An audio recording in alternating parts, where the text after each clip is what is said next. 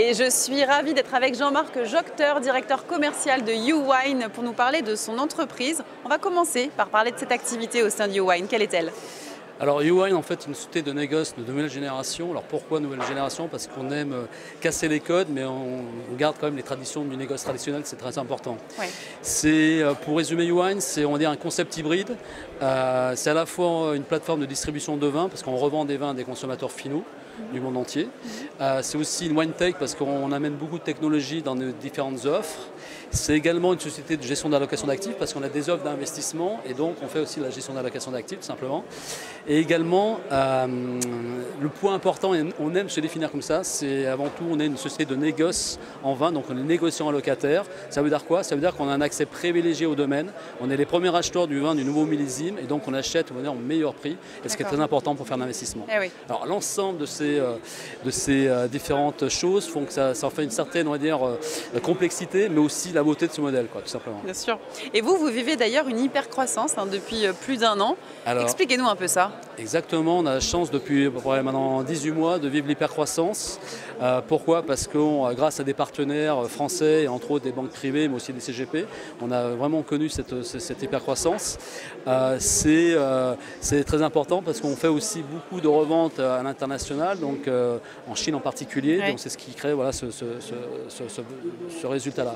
Aujourd'hui, YouWine, c'est globalement 25 millions d'euros sous encours, c'est à peu près 600 000 bouteilles, avec cette hypercroissance à la clé, tout simplement. Très bien. On va parler maintenant de la campagne des primeurs, aussi quelque chose de très important. Dites-nous un mot là-dessus. Alors, la campagne des primeurs qui a commencé le 26 avril de cette année, c'est terminé, c'était la semaine prochaine. Donc, ça se termine la semaine prochaine. En fait, la campagne des primeurs, c'est quoi? C'est en fait acheter du vin par anticipation. C'est-à-dire qu'on achète des vins pour le compte de clients et ces bouteilles-là, aujourd'hui, valent un certain prix, mais oui, dans 5, 6, 7 ans, vendront beaucoup plus cher. Okay, c'est de l'investissement. C'est de l'investissement, en fait.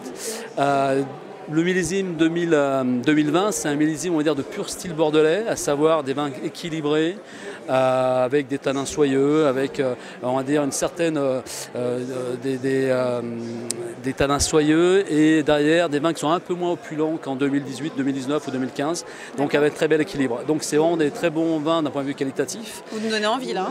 J'espère.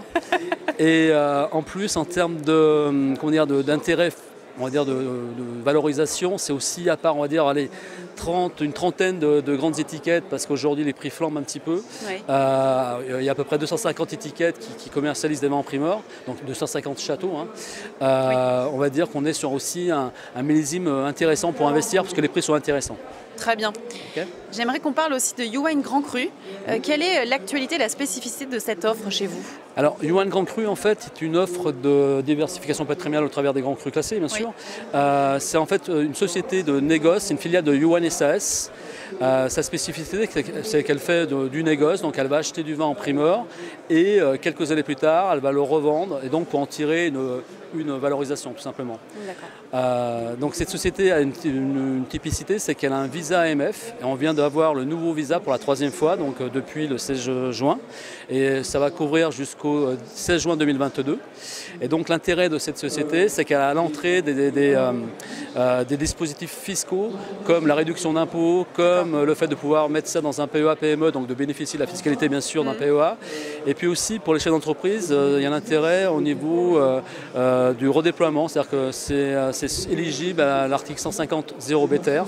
Et donc pour les chefs d'entreprise, c'est aussi très intéressant. On peut également l'intégrer dans un PEA-PME pour bénéficier aussi de la fiscalité de PEA. Ah oui, parfait. Beaucoup d'avantages finalement. Exactement. Merci beaucoup Jean-Marc Jocteur. Je vous en prie. Au revoir.